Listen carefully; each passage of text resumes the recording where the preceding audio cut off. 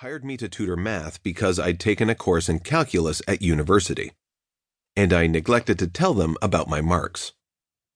In my tutorials, I had the opportunity to work through the same topics and problems again and again with my students, who ranged in age from 6 to 16.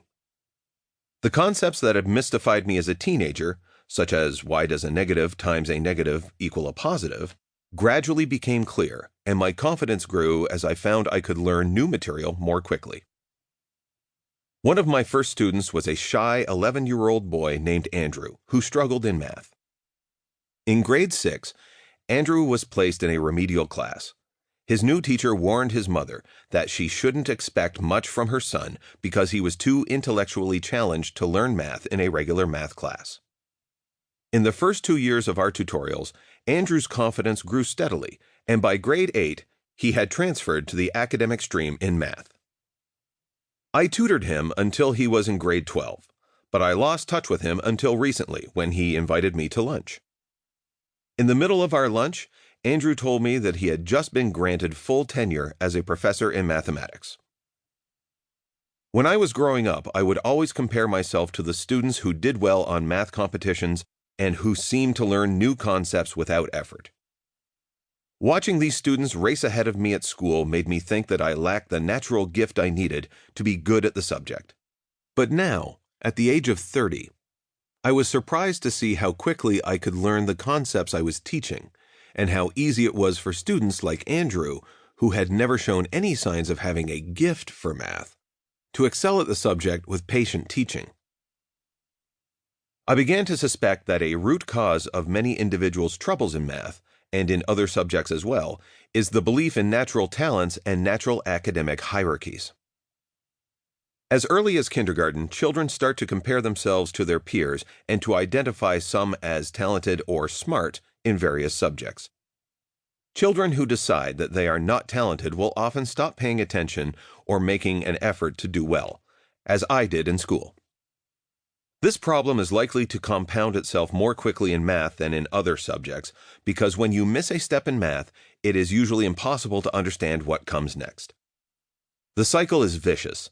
The more a person fails, the more their negative view of their abilities is reinforced, and the less efficiently they learn. I will argue that the belief in natural hierarchies is far more instrumental in causing people's different levels of success in math and other subjects than our inborn or natural abilities. In my early 30s, I returned to university to study mathematics, starting at an undergraduate level, and was eventually granted one of Canada's highest postdoctoral fellowships for my research in the subject. In the meantime, I'd also received several national literary awards for my plays, including a Governor General's Award. I don't believe I will ever produce work that compares to that of my artistic and intellectual heroes.